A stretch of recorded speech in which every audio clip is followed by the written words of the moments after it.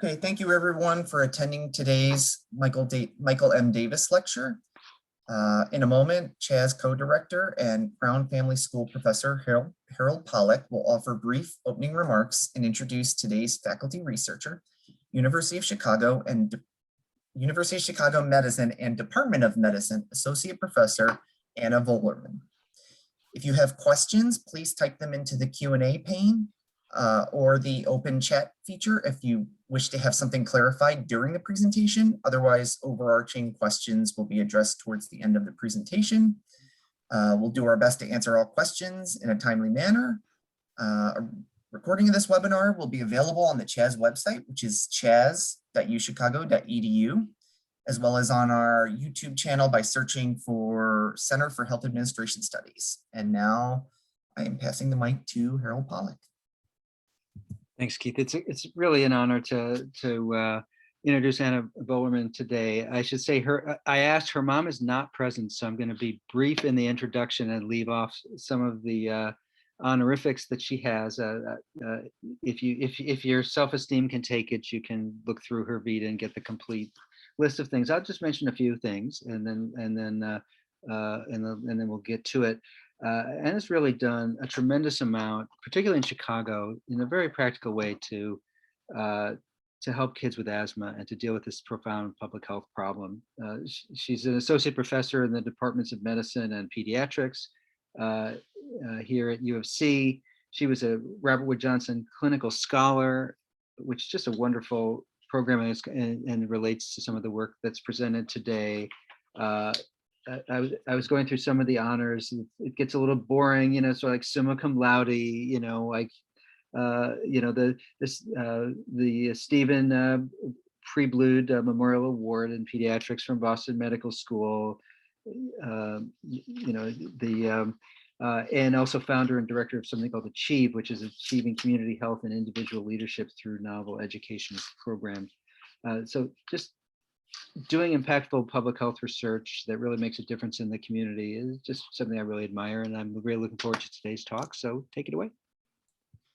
Thanks so much, Harold. I really appreciate it. And thank you so much to the Center for Health Administration Studies for the opportunity to present today. The center was an early supporter of some of my research that I'll highlight today, and for that I'm thankful. So I'm going to start by sharing my screen. And slide, here we go. So today I'm going to talk about a systems approach to impacting pediatric asthma disparities. And I'm going to start out with this picture. It might be one that many of you have seen at this point. And it comes from the Giving Tree, which many folks are probably familiar with. As a health services researcher who thinks about dismantling disparities, these terms that you see here are often thrown around. And I really like this depiction of them because I think it allows us to better understand some of the principles related to tools and systems. So inequality here, you can see this tree, is really curved to systematically favor one person or one group. When we look at equality, you can see that everyone's receiving the same size ladder or the same tools and resources. The principle of equity is where those tools become customized or tailored in order to help each person or each group reach the resources or the opportunities that are available. But here the tree remains curved. And then finally, there's this principle of justice where you can tell quite a bit has been done to bolster the tree in order to make it so that the tree stands up straight and everyone has equal access to tools and resources and opportunities.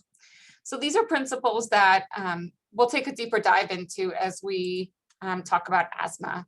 Today, I hope to talk a little bit about the asthma disparities that we see regularly and place them into context, both nationally and locally, provide a model for thinking about asthma disparities, describe some of my research and advocacy efforts to impact disparities, and also consider systems for asthma care and where we go from here. To get everyone on the same page, because I realize some folks might be clinical and some may not have a clinical background, asthma is a chronic long-term condition that affects airways in the lungs. It leads to swelling of the airways, increased mucus, and also muscle squeezing down, which causes a person to feel like they're having a hard time breathing and to wheeze and to have chest discomfort. These symptoms and asthma as a whole can be controlled by monitoring for symptoms and taking action, by avoiding triggers, and by using medications. And when treated effectively, people with asthma, including children, can do anything that people without asthma can do. So let's dive for a minute into asthma disparities. In terms of epidemiology, asthma is the most common chronic condition affecting children, with about 6 million children in the United States affected. You can see here around the turn of the century, asthma rates were increasing for more than a decade, but since then, asthma prevalence has really plateaued around about 8% nationally. Despite this exciting news, disparities persist in asthma prevalence, largely among Black and low-income youth. Asthma prevalence has been consistently 2 times higher for Black youth, as well as Puerto Rican children, although not Mexican children. And that's why it appears that Hispanic children have about the same rates as others nationally.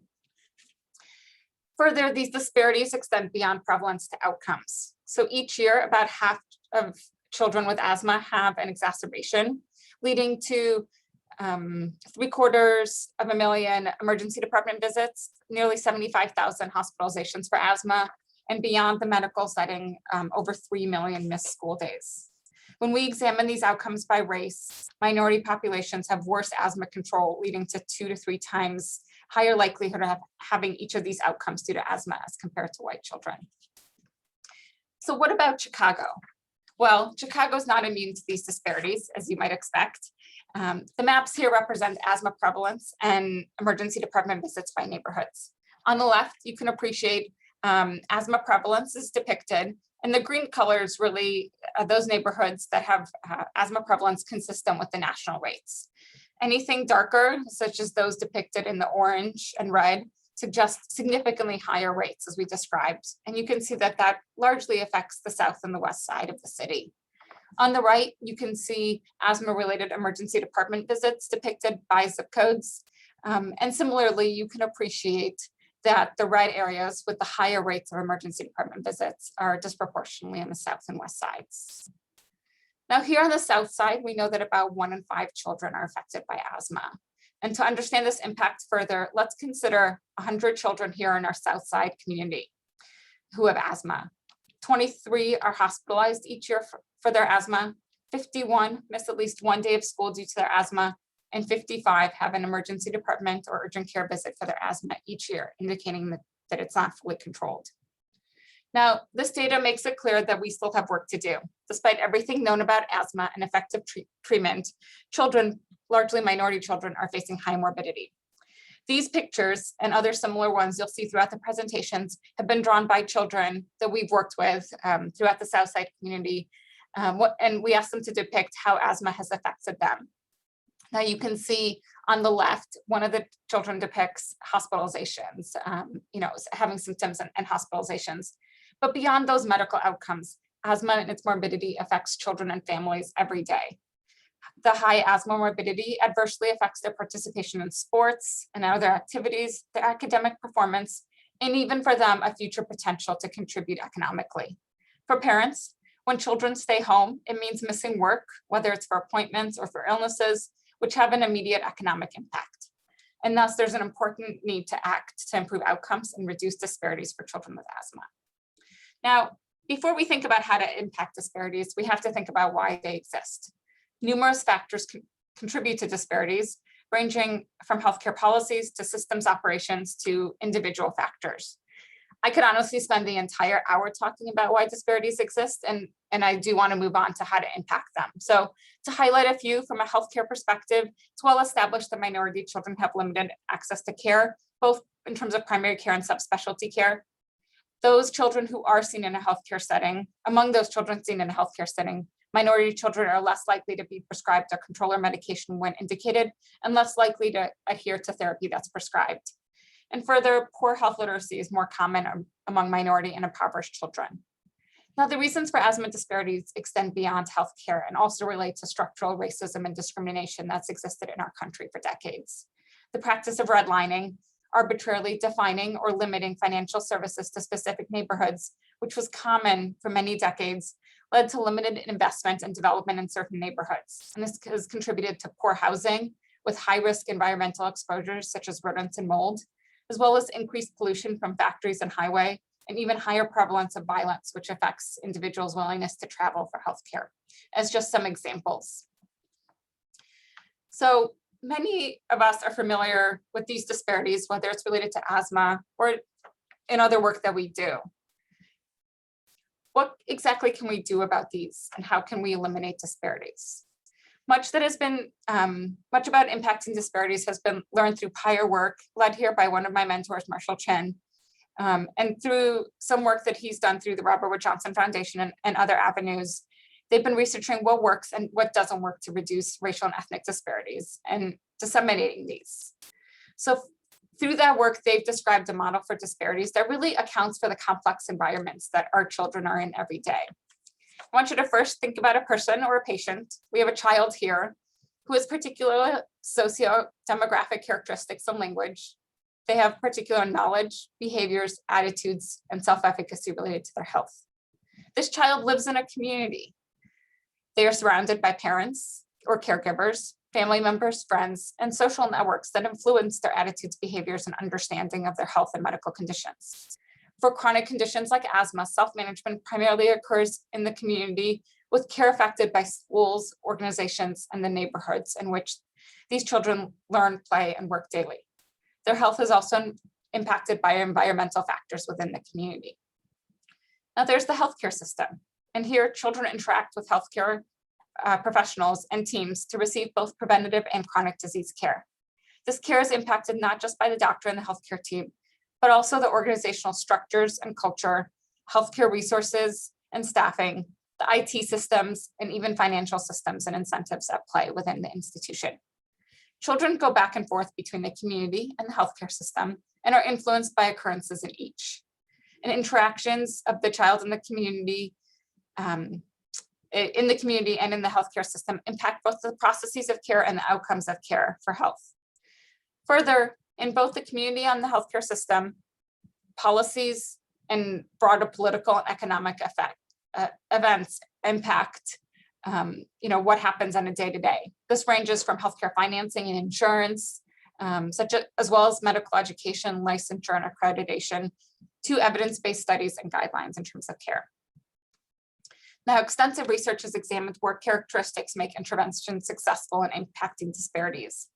And it's important that successful interventions target 6 levels of influence. Let's look at each.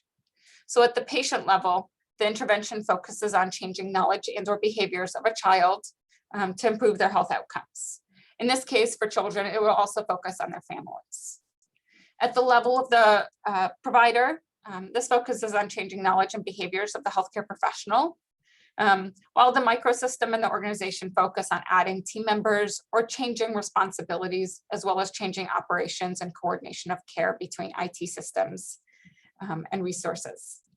Finally, when you look at the community level, interventions focus on linking organizations outside of the traditional healthcare settings, such as churches, schools, and social service agencies, and also on policy and the influence of laws, regulations, and resource allocation. Now you can see most of these levels focus on healthcare. And while it's important to think about this, it's also important for us to recognize that most children spend a limited amount of time in the healthcare setting and a much larger amount of time in their community. And it's important for us to reach out there to where they live, learn, and play to optimize care and reduce disparities. So how can we do that? I want to first bring up the principle of community-based participatory research. Many of you may be aware of this, but this is really an important piece to understand. This approach of research, in this approach to research, the community participates in all aspects of the research process. The project starts in the community with a topic that's important, and the outcomes must be those that are usable in the community and immediately effective or helpful. This research approach is also based on a collaborative approach where all partners are equitably involved, building on each other's strengths. That means power, resources, credit, and knowledge are shared equally. Now, many of us are more familiar with traditional research. And if you're like me, you might have little understanding about community engaged research. if you're looking at this, as I did when I first started, I think this table really shows some main differences between the two approaches. And you can really see in community engaged research, there is representation and input from the community, whether it's from a representative, whether it's from multiple members, whether it's gathering information, giving information. They are integrally involved in all parts, from developing the research objective to finally disseminating the results, even being included as authors in peer-reviewed journals. So for children, this is, I apologize, I'm going to skip the slide. I'm not sure why it popped up. I was fairly sure I hit it. So for children, a key place in the community is schools, because it is a place where they spend half their waking hours. And so I'm going to just dive in a little bit into the partnership that was formed to help inform, so that you can understand kind of the foundation for some of the work that's been done. This started back in 2014 when I first connected with a school network here on the South Side. It's a public charter school network. I think important to note here in Chicago and throughout Illinois, all public charter schools have to follow the health policies and regulations of their local public schools. And so while they have more leeway educationally, the work that they do from a health perspective needs to at minimum align with what is done in their public school systems. So the University of Chicago Charter Schools was previously 4 schools and has now been combined into 3 schools that serves children from pre-K to 12th grade. Nearly all students are Black and a majority come from low-income neighborhoods. They have a unique mission that focuses on preparing students for success in college and beyond, and have for many years now had a track record of 100% of their students being accepted to college, as compared to about 60% for the larger Chicago Public School District. So at the early stages of this partnership, I will be honest, I sat down with school leadership and school nursing to really understand what was happening in the schools related to health. And it was really at that point that asthma was identified as one of the key issues affecting students. And that's what led to some of this work. Now, I'll be frank with you. I treat a lot of asthma in my primary care clinic. There are a lot of kids with asthma and adults with asthma in my primary care clinic. But when I was getting started, I really had a limited knowledge of community issues related to asthma. And so at that point, partnered with the Chicago Asthma Consortium, which is a community-based organization that had, at its core, really affecting and impacting, asthma throughout Chicago. They do so through a combination of advocacy and education. And so this collaborative team was able to come together and really bring together different pieces of expertise and perspectives. The team included, myself, the director of the Asthma Coalition. We brought in 2 asthma educators who had extensive experience working with churches and schools, and then also partnered with the school nurses at the time, who are pictured here. And throughout this process, we regularly, were in touch with school administrators and sought feedback from parent leaders. Now, when we first started, our team wanted to understand what was being done in schools and what infrastructure was already there. We started by understanding nationally what are the guidelines to support asthma care. So there's been, the National Heart, Lung, and Blood Institute, which releases guidelines for asthma care, also has guidelines for effective asthma management in schools, as pictured here. And you'll see this has informed a lot of the work that has been done, ranging from identifying students with asthma, making sure that there's access to medications, having emergency plans, thinking about a healthy school environment that enables students to participate, and really promoting education and partnerships and resources. In addition to that, we combined the national guidelines by looking at local policy. And at the time that this started, the Chicago Public Schools have been one of the first large school districts in the nation to release an asthma management policy. They have since, in the last year, updated this policy to be a broader chronic disease policy that includes asthma and other conditions, as opposed to having separate policies by condition. But you can see the overlap here. This policy focuses on identifying which students have asthma, making this a key piece of, recognizing that this is a key piece of being able to support students with asthma during the school day, as well as, guidelines about students being able to carry and use their inhalers in school and receive medications at school, as well as what happens from, in the case of an emergency, educational plans and education and asthma education and training. Now, with these guidelines and these policies in mind, we sought first to understand really how significant of an issue asthma was within the school. What was the prevalence? Now, the school nurses told us that about 10% of children in the school had asthma, according to the database, according to which students were identified and recorded as having asthma. But in reality, the school nurses told us it was clear that the numbers were much higher. And they thought that even in some of the grade levels, maybe even close to as half of children had asthma. We ended up developing a screening process using a tool that had been previously validated called the Brief Pediatric Asthma Screen with these 5 questions. This is an instrument that was completed by parents. So we set up a table of parent-teacher conferences and explained who we were and asked all parents to fill it out, saying we were really trying to understand what was happening in the school related to asthma. This tool has been validated and shown to really nicely align with physician evaluation and spirometry, which are 2 well-established methods of diagnosing asthma.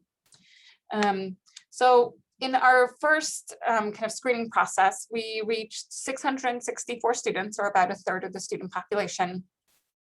And we found 25% of students had a physician diagnosis of asthma, and an additional 14% had signs or symptoms of asthma without a formal diagnosis.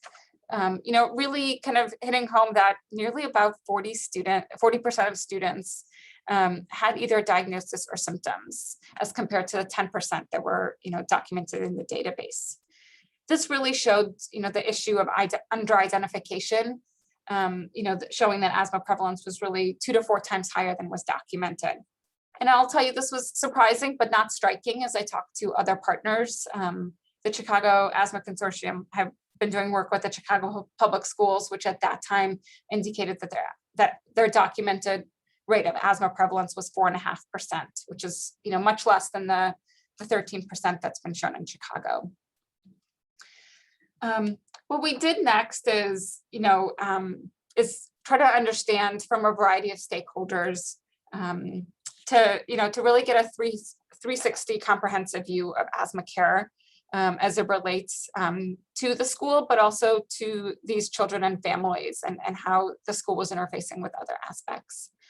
What we did was we really conceptualized a child with asthma in the center and thought about all the individuals with whom they interact during the school day, as you can see around the outside. And then we engaged each stakeholder group through a variety of mixed methods to better understand practices, facilitators, and barriers. In doing so, we used a tailored approach, working with school nurses and administrators to really figure out what would be feasible and what would give us the needed information.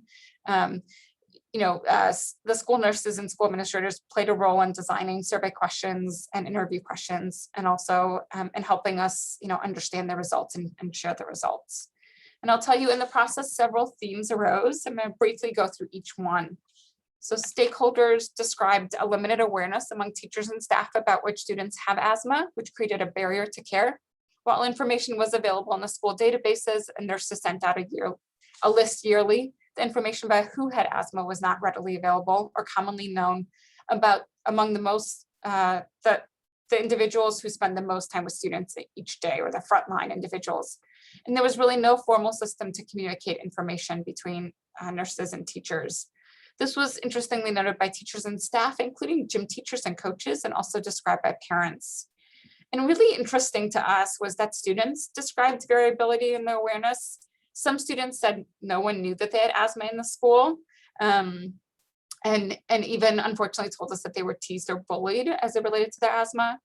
But most students indicated that at least one person outside of the school nurse knew that they had asthma and helped care for them.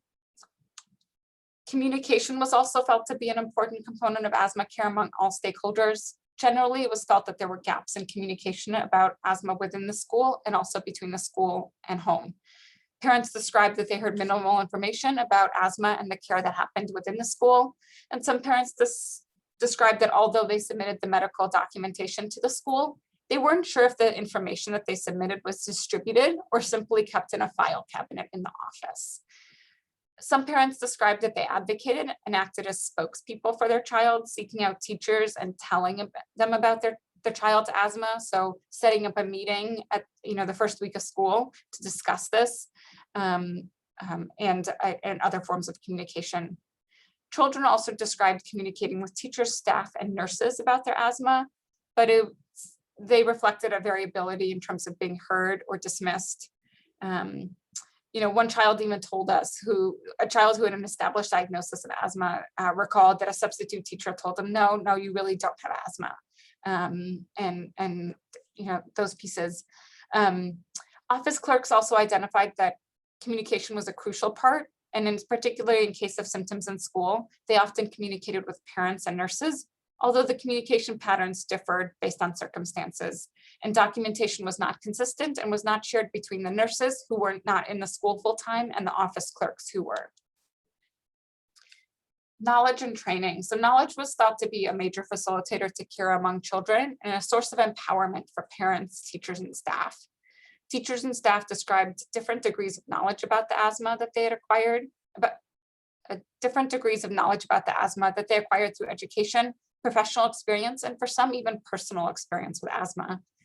Just over half the teachers had received training in the past 2 years as outlined in the policy.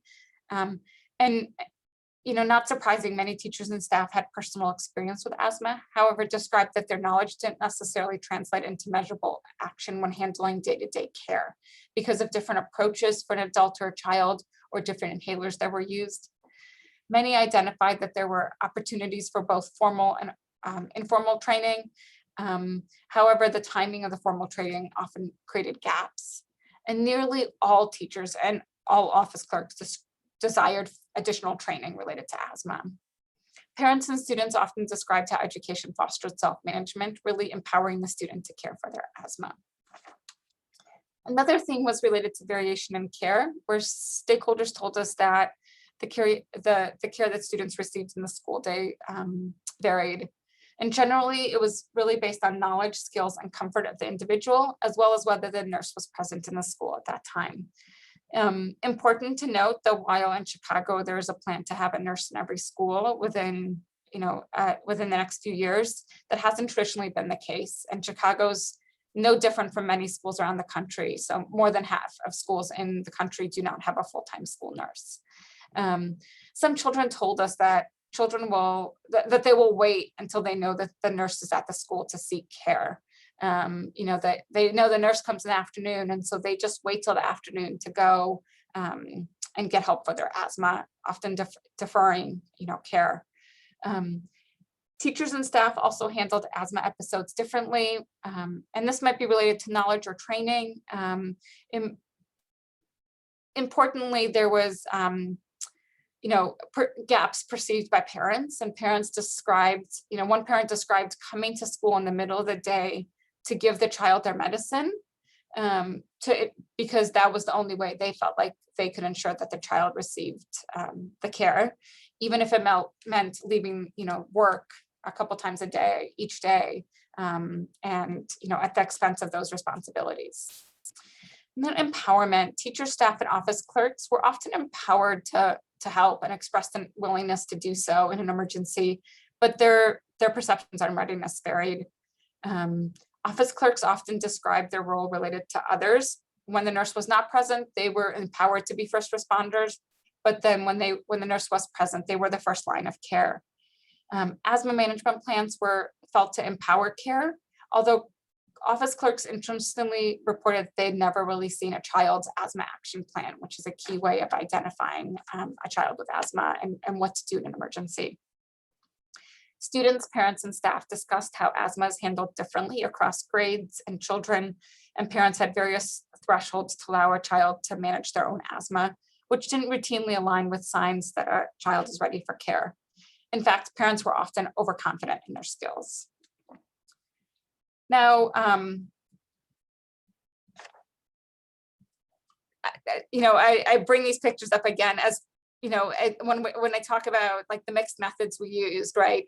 Doing a focus group with children looks very different than doing a focus group with parents or with adults. So our focus groups with children, which was a learning experience for myself, this is where those pictures came out as, how has asthma affected you? We also had a magic wand, which we passed around and, said, if you could, change something about your asthma, if you had the power with this wand to change anything about your asthma, what would you change? Or if you had the power to change something about your school and how you handle how your asthma is managed in school or cared for in school, what would you change? And so those were just some kind of simple ways in which we engage children in this discussion. One of the other things we did, and this was really, in response to what we were hearing, we heard a lot about inhalers and how they were available and how they were used in school. That's not necessarily surprising because asthma management depends partly on inhalers. And so we actually ended up, digging in and looking specifically at inhaler access and then inhaler technique among 65 children. And this work was, which I'll describe a brief portion of it, was really the specific work funded by the CHESS program. So I think one important piece to note is for children, there's this principle of self-carry. So children can and should have an inhaler available with them at all times. And children can independently carry and use their inhaler at school. One of the early pieces we did with this work is we actually did a national analysis of laws in each state related to inhalers at school. And all 50 states, plus the District of Columbia, allow students to carry and use their own inhalers. Very few specify a specific age or a specific, criteria by which to decide this. And so it's often left to the school level to make those decisions and enforce. And so very little has been known about how inhalers are available at school and whether children carry their inhalers at school. And so this work, and we started out with a mixed methods study. We engaged 65 families, so a child and a caregiver. We found that 69% of children had a quick relief inhaler at school. This is actually higher than it's been published in other studies. And we think, this largely reflects that this was an engaged group that we were working with, and found, 50% of, just over 50% of the 65 students we engaged carried their own inhaler.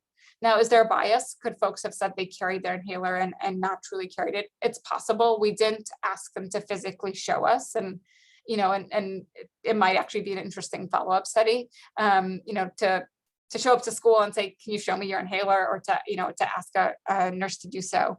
But I think important to recognize that, even with this data, 30% of students with 30% of students with asthma did not have an inhaler at school with them.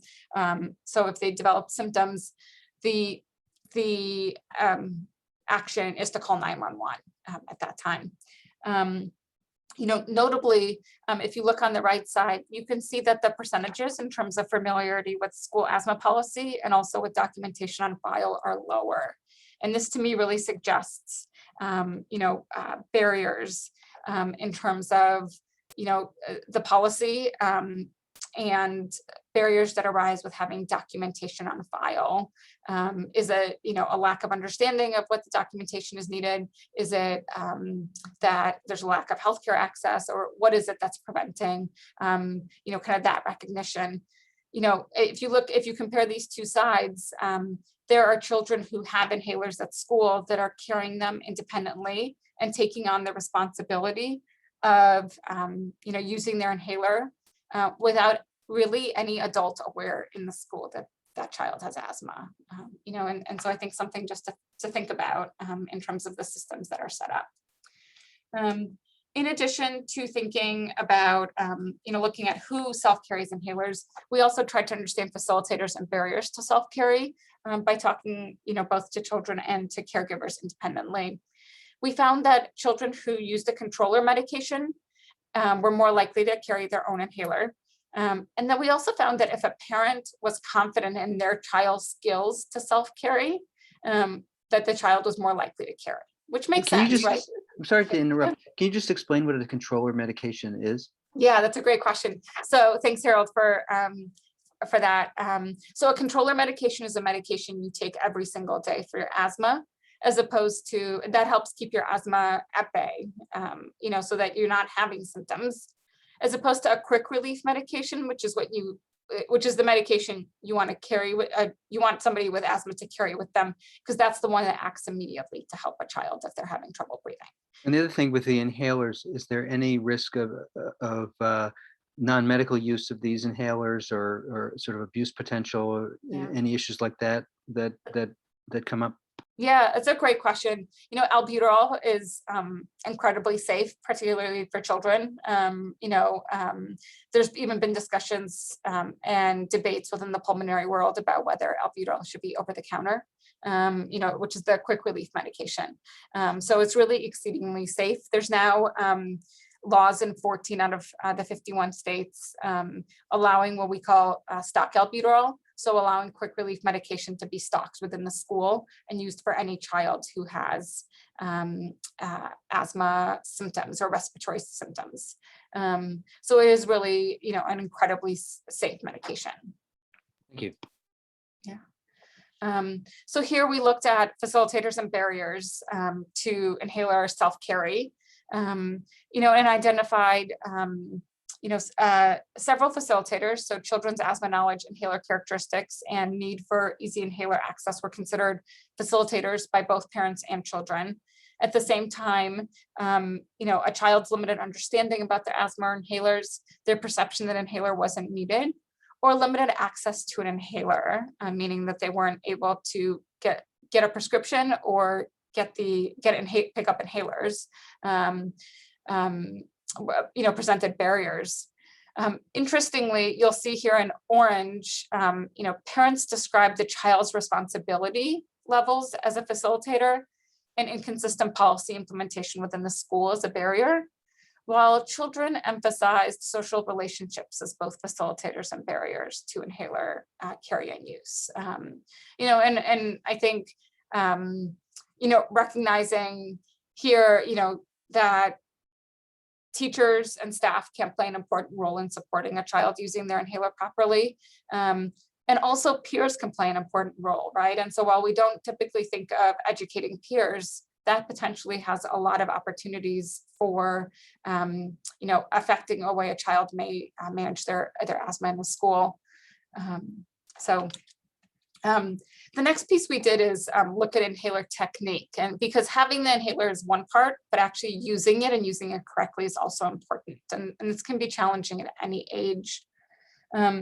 This was with the same group of 65 students. We asked them to show us their inhaler technique. We gave them a placebo medication, or a placebo inhaler, meaning that there was no medication in there. So it was, they could show us multiple times.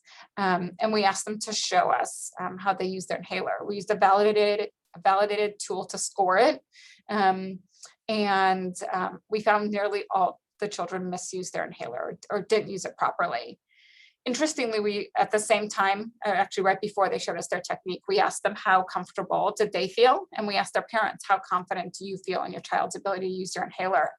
And so despite the fact that most children were misusing their inhaler, 2/3 of children felt comfortable that they were using their inhaler properly. There's two properlies and no inhaler, that they can properly use their inhaler. And nearly all parents were confident in their child's ability to use their inhaler properly. And so you can just appreciate here kind of the level of overconfidence that exists, both related to inhaler technique,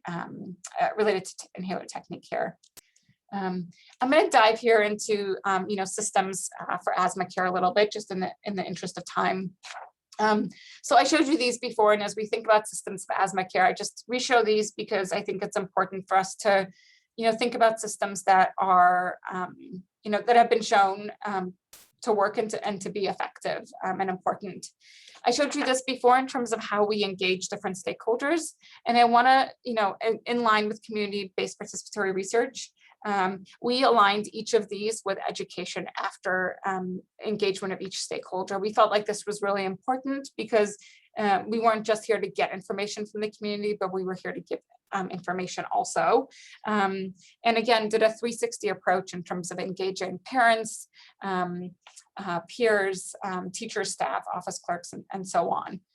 I told you about the baseline inhaler technique. So we did not just assess their technique. We then used a strategy called Teach to Goal to iteratively show, demonstrate proper technique and assess. And through a series of 3 rounds that takes about 10 to 15 minutes, we went from 97% or nearly all children misusing their inhaler to just 17% misusing their inhaler. And 75% of children after that brief period of education were able to use their inhaler perfectly. And so I think really showing the power of these type of interventions, don't just have to happen in a clinical setting, but can happen in a lot of different settings. I also brought up this piece about stigma and the need to raise knowledge about asthma among peers. And we developed an innovative program, just one class session where we, taught all students about asthma. This was held as part of a 4th to 6th grade health class. It was 45 minutes. We focused on basics. How do you know a friend has asthma? What is an inhaler? What do you do? And again, hands-on activities, role play, acting things out about how to help a peer with asthma. This was incredibly well received and really a lot of fun. In addition, this is some of the other kind of educational training work that we did, doing phone outreach and care management by our asthma educators with families, and then also making referrals to subspecialty care. I think each of these things that I describe are what I would describe tools, right? It's extending the ladder, it's delivering customized tools. And those, as we were trying to understand the landscape, it was important to, pair that with customized tools to immediately make an impact. At the same time, it's really is important to think about the broader systems. And so one of the things we did kind of in terms of thinking through the identification processes is we thought a lot about how do we integrate better identify students with asthma. We took this previous screening tool we did and integrated it into the school registration process. So it was just one of the many sheets that families had to fill out the following school year. And with that, we reached more than 70% of the student population and found, again, that nearly a quarter of students had asthma, had an asthma diagnosis. This was really a partnership with school staff and school, the office clerks to roll out this initiative. And as we shared this with others, it became clear that the challenges in terms of identification weren't unique to these schools, but it was really something that was a broader reflection of the system for identification more broadly within Chicago, whether it be limited knowledge by parents about the process, mixed communication by the school, and also limited availability of school nurses and, to reach out and to make that follow-up. This here is a snippet from the public school website, the broader Chicago public school website in terms of what's required for a child to be noted as having asthma. And I think if you look here, this list looks quite overwhelming. As someone who's done research in this area and who integrally understands all of these forms, I can tell you only 2 of these forms are required for a family to bring in. But as someone who doesn't know that, or hasn't spent a lot of time digging into these areas, and somebody who maybe has a lower health literacy or lower literacy overall, this list is quite overwhelming and challenging. There was a question that showed up in the Q&A, and I'm sorry, Kaylee, I didn't notice it right away. It says, what validated tool was used to assess proper inhaler technique? Yeah. Thanks, Harold, and thanks, Kaylee, for asking that question. Kaylee, I'm happy to share offline. It's a 12-step it's 12 steps that are assessed by a trained individual. So you give a child the inhaler and the spacer, and you ask them to show, the 12 steps, or you ask them to show how they use the inhaler, and then each step is scored, and then you get a total score out of 12. And proper use is associated, is connected to 10 or more steps correct. And again, I'm happy to share the tool offline. Don't hesitate to reach out. So just coming back to this identification piece, I think even though it's complicated work, it's really important, and I think really an opportunity in terms of thinking about systems. When you think about children who attend, schools within the Chicago, or attend the Chicago public schools, out of about 360,000 students, currently just under 17,000 are identified to have asthma.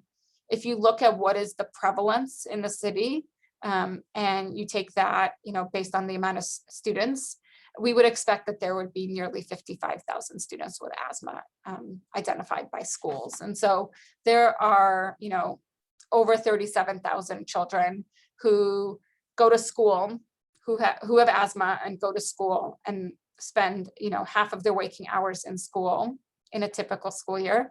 And, the school does not know that that child has asthma. And that's really, to me, a fundamental piece of, even being able to begin to, care for a child with asthma and to enable them to engage fully in the school day.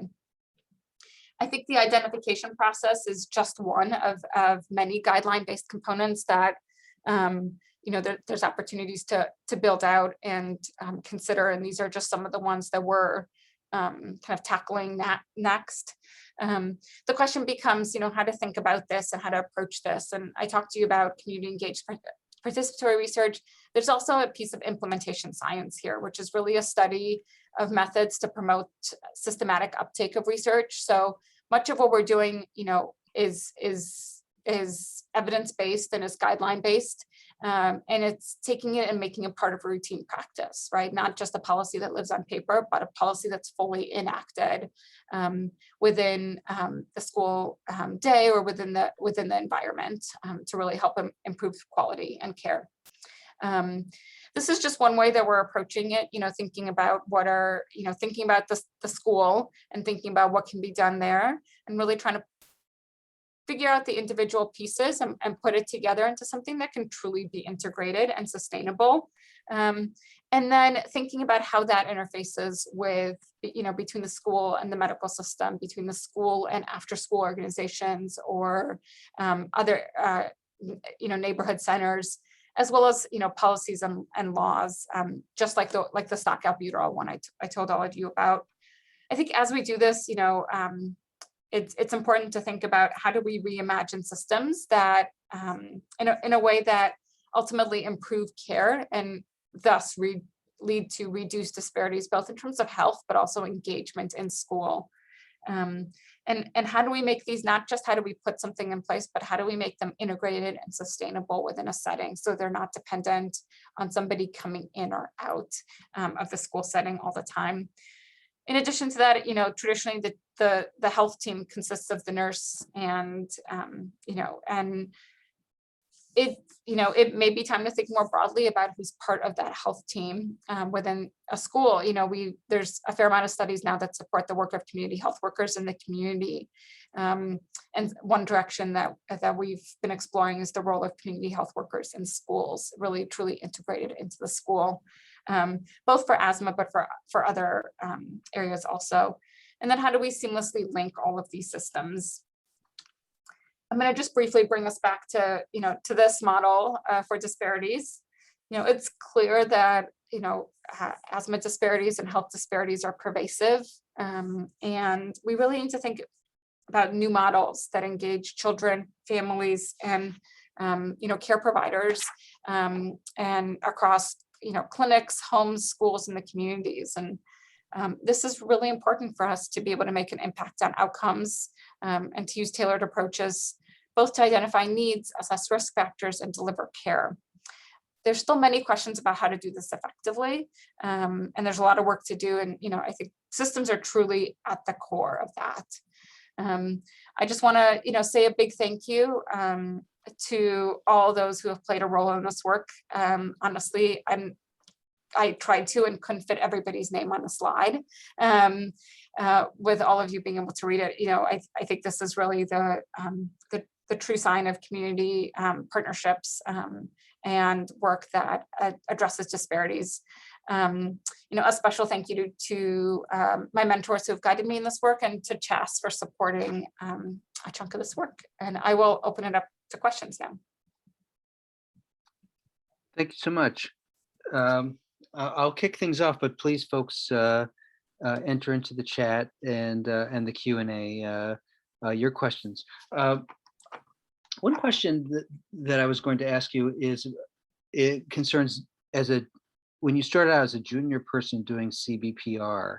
Mm-hmm. I must say, as a senior mentor, I'm wary when I have a junior colleague especially when I have junior colleagues who are women or people of color who are doing amazing CBPR that sometimes is very difficult for them to be rewarded professionally for. It takes a long time to come to fruition. And you put up that nice slide that showed the distinction between traditional research and CBPR.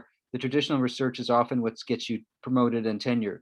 How did you navigate, because you did it successfully, how did you navigate the challenges of CBPR in terms of just your own pragmatics to be successful as a junior faculty person?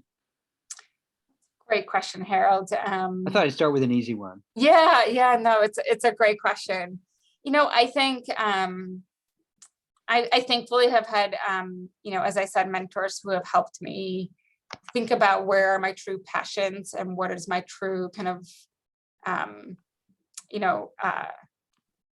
North Star that I am, I am working toward, and help me think about how to get there.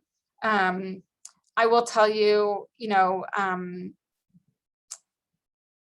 this was not a straight path by many ways. And I am, happy kind of to talk offline about the windy road and the challenges, and I will be frank, some really true lows of, I don't think I can do this. I think ultimately it came down to mission, and to drive. I think it comes down to also thinking creatively about,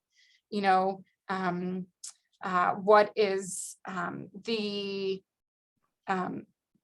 the goal with this work, and then how can we think creatively about how do we make this,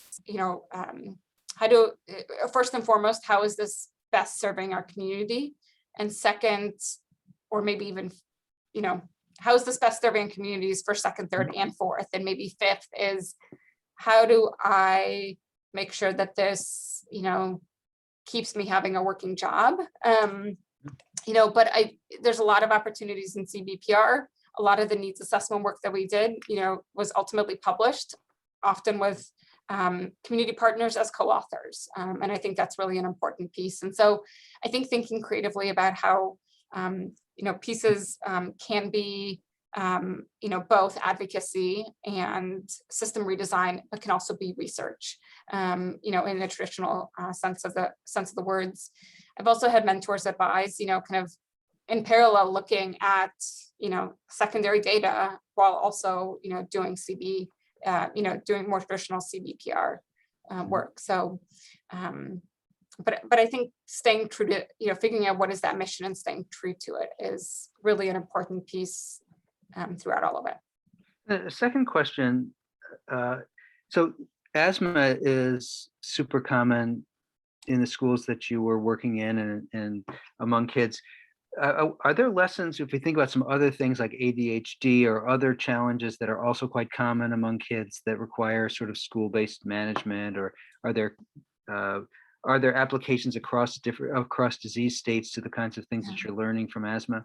Yeah, another great question, Harold. So I think it's interesting to me because I spent a lot of time thinking about asthma, but the reality is, a family may have a child with asthma and allergies, or they may have a child with asthma and seizures, you know, so while we often in the health system or in research focusing on one disease state, the reality is the system has to work for the family, not for the disease state, if that makes sense, or for the chronic condition.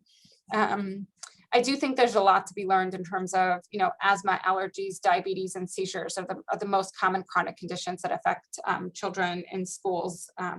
And so there's a lot to be learned and shared from one to another. It's interesting to note, you know, diabetes is, you know, clearly not the most common chronic condition, but it's the one that is over and over again has all the appropriate identification and documentation processes, right? And it has to do with what is the day-to-day management of it versus what is the day-to-day management for asthma. And diabetes needs to be managed throughout the school day versus for everyone, versus asthma is on an as-needed basis. But what can we learn from diabetes that would be relevant to asthma that would allow us to better identify students? And so I do think it's, you know, there's important things to be learned and shared across disease states. And then Keith, Dr. Masal says he has a comment on impact. Can you unmute Michael so he can make his comment? Yes, I'll do that right now. Hold on.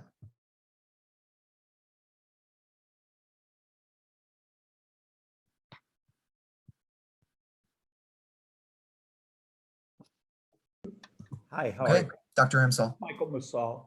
I think Anna, outstanding job. And one of the things that I thought that was just amazing, there's a dramatic story told by Paul Farmer as he does a community visit in the middle of Haiti, where a young adult has a status asthmaticus episode. And he describes all the barriers to asthma care in Haiti, including not being able to access an inhaler to get prompt medication relief. And I think we have this incredible technology and have figured out certain kind of things. But even though we can have flares and they can result in emergency department visits and at times hospitalizations, the whole model is one of, at times, crisis and fragmentation. And your efforts have shown what it takes to do three things: break down the barriers, to have trust, and to do community implementation. And we are not doing that broadly in American medicine, let alone many of the challenges on the South Side. So I want to praise you for doing that. The consequences of this and the impact of this is asthma is part of the school to prison pipeline because untreated asthma leads to missed days of school. And if you miss 2 weeks of school, you are off track and you are held behind. And that accumulates in you not being with peers and not completing meaningful education progress. And that only cost us $80,000 a year for a bed in the county jail. The second thing is, this is an example of a common problem where it's not enough to say we've stabilized it, but if we engage it and we manage it, there is more participation in learning, in community activity, and not being isolated. By not constructing our interventions to do this, we make things so much more enhanced disparities instead of reduced disparities. Thank you for doing this. Thank you, Michael. So many important points there. Did you want to, A couple of basic questions that I also wanted to ask you. One is, what is the economic burden of, like, how much does an inhaler cost, and what is the cost to a family when they have a child with asthma, just in very concrete financial terms? Is this a financial burdensome thing, or is if your kid's on CHIP, you're basically pretty well covered in terms of the actual cost of care and things like that? Yeah, a great question. I think inhalers are covered. I think there are challenges arise in terms of, what inhalers are on the formulary and what, as a result, and it changes in what's the preferred medication, which affect a child's ability to continue, receiving their medication. The other challenge where the other challenge that arises is the meter dose inhaler that I showed you guys, the inhaler that looks like this. That's the one that's really challenging to use by itself, and so it needs to be used with a spacer, which is this plastic tube. But the inhaler doesn't come with the spacer, and one spacer is covered per year. And one inhaler is covered at a time. But as you can imagine, a child who spends time in, with one parent, with another parent, with a grandparent, at school, at an after-school activity, right? How many inhalers does that child probably need, at one time? Probably more than one. And insurance doesn't cover things like that. And so, a family who says, oh, my child has an inhaler, a quick relief inhaler, it's in the kitchen drawer. Well, that's not helpful to them if it's at school, if they're at school, if they're at the other parent's house, or so on. So I think that the challenges that arise are related to the yes, the insurance covers the basics in terms of what's allowed. They cover a quick relief inhaler, they cover certain controller medications. I think the challenges arise in terms of changes in the preferred medications that are covered, which create confusion about how to use inhalers properly, and truly having the inhalers and supplies that you need to practically be out in the world as a child and have that inhaler accessible to you. By the way, please feel free to drop in the chat or in the Q&A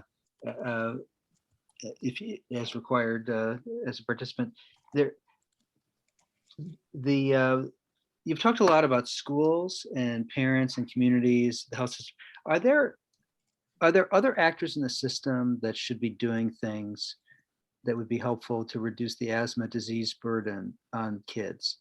And one thing that, whether it's the physical structures of the city that we live in, particulate pollution, are there things that might be, say, causing geographic disparities across Chicago? I know in Little Village, for example, there have been controversies over particular facilities that pollute. Are there things that we should be paying attention to from that perspective? Yeah, I think it's a great question. I mean, I think as I said before, there are so many different reasons for disparities. I think thinking about how do we improve housing conditions, right? So that there's, that there's not mold in a home, there's not mice in a home. And if there is, how do those get remedied quickly, as opposed to something that, families, just have to put up with or so on. I think you bring up a lot of the environmental factors and pollution. The reality is because of historic, redlining practices, the, minority children are more often live in neighborhoods that are near a highway, right? Which in itself has more pollution exposure. Children who live near factories, similarly, there's currently, Little Village, there's,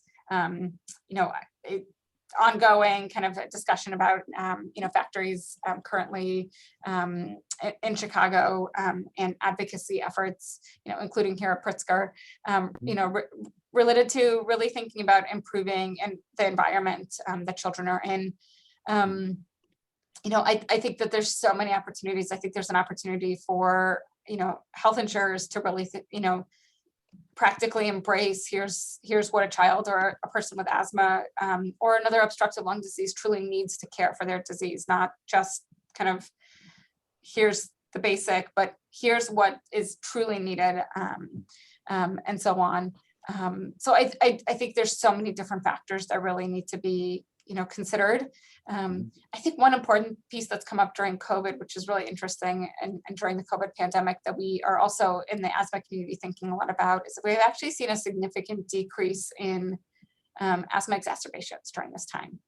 And people didn't, know which way kind of what direction things would go in, but there's some questions about, is it wearing a mask? Is it being outside less? Is it the environment? Is it, what is it that's driving the decreased exacerbations, as a way to really think about how could this natural experiment, be applied as a learning lesson for asthma management down the road.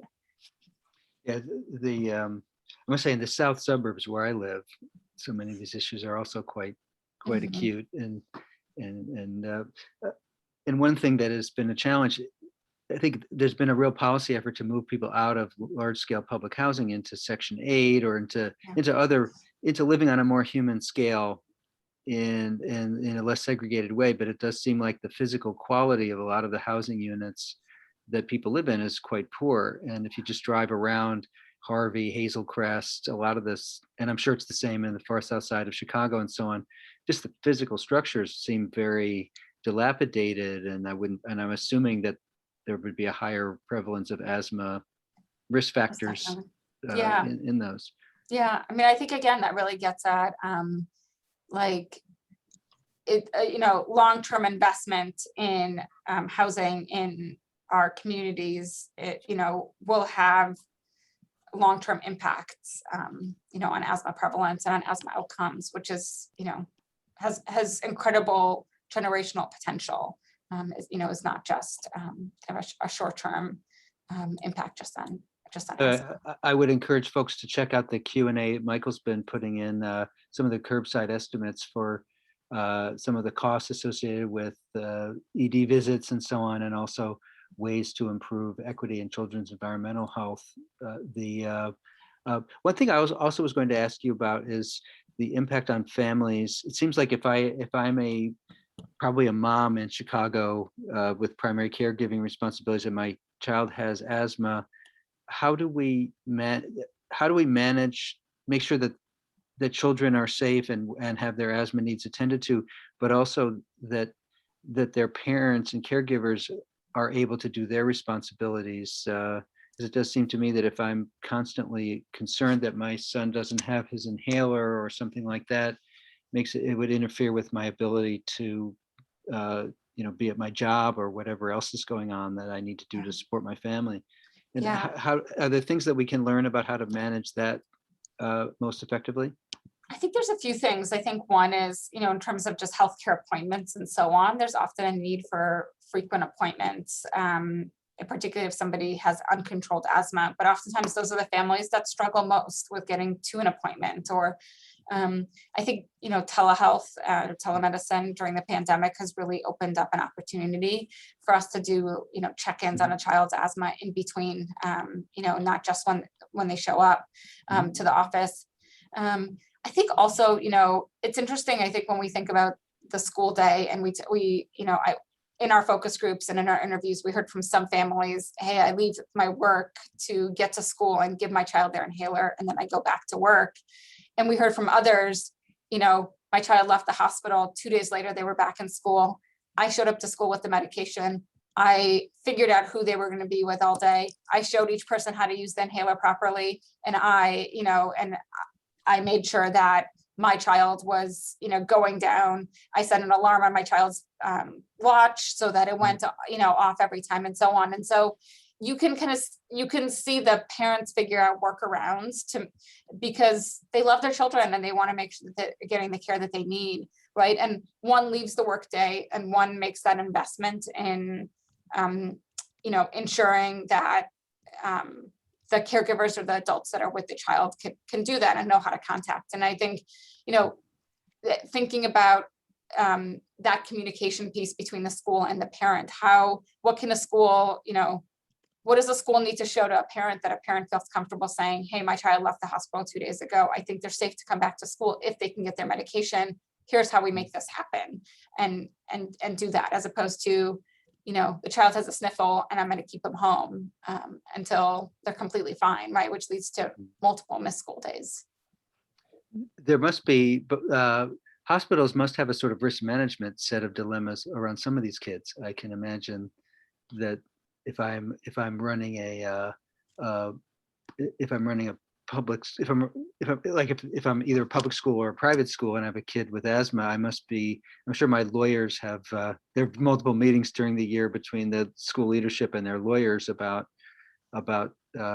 sort of liability issues and things like that. Yeah. Is that something that becomes a challenge for families or for schools? I think liability is important to think about. Right now, if a child doesn't have a plan for how to manage their asthma in school, if a child comes in and says, I'm having trouble breathing, the school is required to call 911.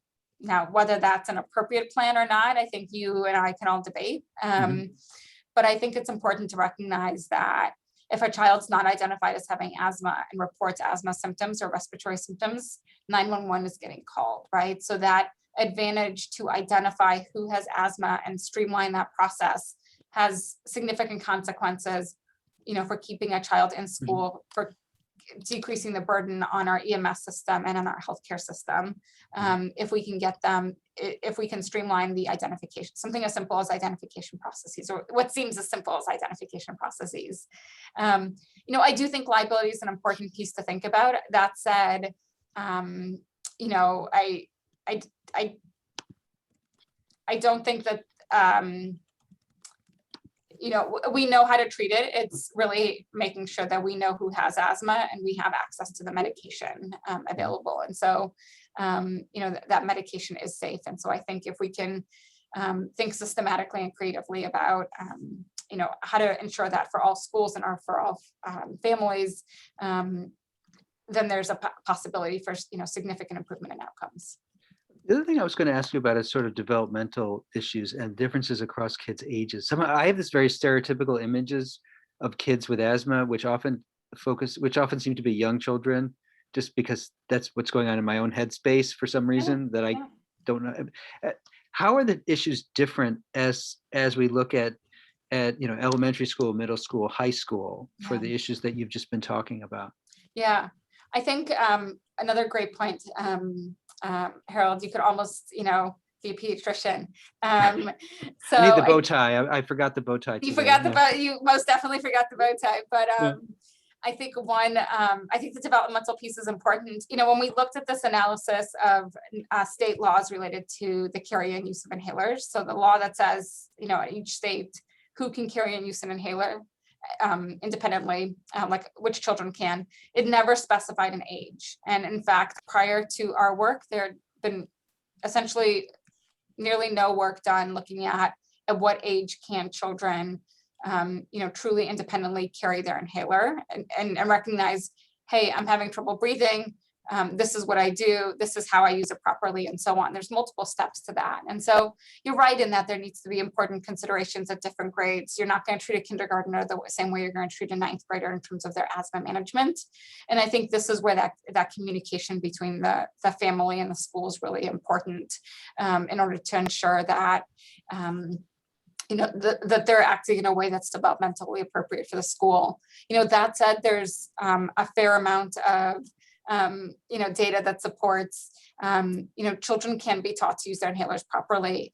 We know that adolescents, want a lot of freedom in what they do, but still need support from adults and from peers. And so there's a lot of important lessons that can be, translated from different age ranges. We do need to provide tailored care. And that's why, I'm in no way advocating that we need less people in the school from a health team perspective. In fact, I would advocate that there needs to be, more that we need to be thinking about community health workers in our schools, to be addressing asthma and other chronic conditions. One thing I was also wondering about, I'm very interested in developmental disabilities, things like that. If you have a child who has a behavioral health challenge or a developmental challenge, something like that. Like there must be a lot of kids with asthma who have those sorts of challenges. And how like if I have a child with an intellectual disability who has asthma, how does the school and how does the family manage that aspect when it may be more challenging for the young person herself to manage the inhaler with those sort of issues? Yeah, another great question. So, you know, I think coming back to kind of my previous comment about tailored, you know, we need to tailor to each child, right? And one child's symptoms will be different than another child's symptoms. The way a child,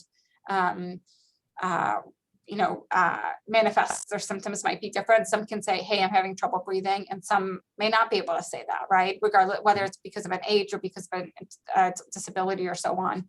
I think one other piece, you know, to think about is when you're thinking about using an inhaler properly, there's a mask that can also be used for younger children, and that mask is you know, comes in bigger sizes, so it can be used for someone who's not able to independently coordinate their breathing and so on. So that, again, this is where it comes back to, you know, the tailoring of the treatment and the approach for each child. That's really important, and that gets back at kind of working across the school and the health and the family settings, environments, you know, to really figure out what's the best approach for the child. And then I guess a final question, which is since we're at the Crown Family School, what's the role of school social workers in assisting with the range of challenges that you've been describing? It seems like they're also present in the environment and allies in managing this. Yeah, I think I am by no means, and I will frankly say, you know, I am not an expert in the role of social workers and so on. I do very much recognize the importance of social workers, and I know also case managers. I think depending on kind of the staffing model within each school, different individuals take on different responsibilities within the school. And I do often see that the case managers and the social workers play a role, particularly in these you know, there's often after a child is diagnosed with asthma and identified by the school, there's an option for a Section 504 plan, or at times an IEP if they've got, you know, an associated disability. And oftentimes social workers and case managers play a role in that. You know, in my mind, I think like a social worker, a case manager, a nurse, and others, you know, are there to support the potential of a child, or the possibility of a child reaching their full educational potential. And so I think, you know, their role is to really work with the school administration and with the teachers to help realize that. And so I think a social worker recognizing the impacts of health, bringing those, you know, empowering a family to reach out to the school nurse, to reach out to their healthcare team, and, you know, even to talk to teacher, you know, the child's teachers about this and its impacts, I think are, you know, important starting points for each of them. And then, I would add to that, addressing some of the social determinants we talked about Completely. Previously. Yes, most definitely. The other thing is, a lot of kids in CPS, English is not their first language. And sometimes Spanish would be their first language, but sometimes it could be Polish, could be many other languages. How are those navigated within the healthcare system when we have kids with, you know, with asthma? Yeah, not great. You know, I mean, I think the reality is it really depends on the, you know, on where they receive care. You know, we do have asthma action plans, which is kind of a guide for families about how to, you know, care for your asthma, that's filled out regularly and can be brought to the school. They have those available in Spanish, you know, that are easily accessible. You can find them in other languages, but I think, you know, challenging. And then I think there's challenges with, you know, interpreter services within a clinic and so on. And so, and then, you know, obtaining an inhaler and reviewing how to use it properly. You can think about, you know, an asthma educator talking to a family in English is one thing, you know, but having to either do it through an interpreter or having somebody who is within the community you know, who has that knowledge about asthma, you know, can be a potential way to facilitate that. And I think, again, coming back to like a community health worker, the role of a community health worker and really empowering and bridging schools, health systems, and the home environment can be important. Thank you. Pardon me, I forced you to give a practicum on a lot of the logistical realities of asthma care. Yeah. We've reached the end of our time here. Thank you so much. I learned so much during this talk, and thank everyone for attending. And it's just terrific, and really enjoyed our conversation. Keith, is there anything that I should say to close us out? Oh, it was great. Thank you for closing it out very effectively. Thank you, Anna. Thank you, Keith. We and were thank happy you, to Harold. support you. I appreciate it sincerely. Yeah, we want to give you a lot of nachas from Chaz because you've used our resources well. I appreciate it. I'm thankful for those resources. I mean, a lot, so. And many of the participants can Google the word nachas and try to figure out what it is. So, have a great day, everyone. Thank you, everyone. Thank you so much.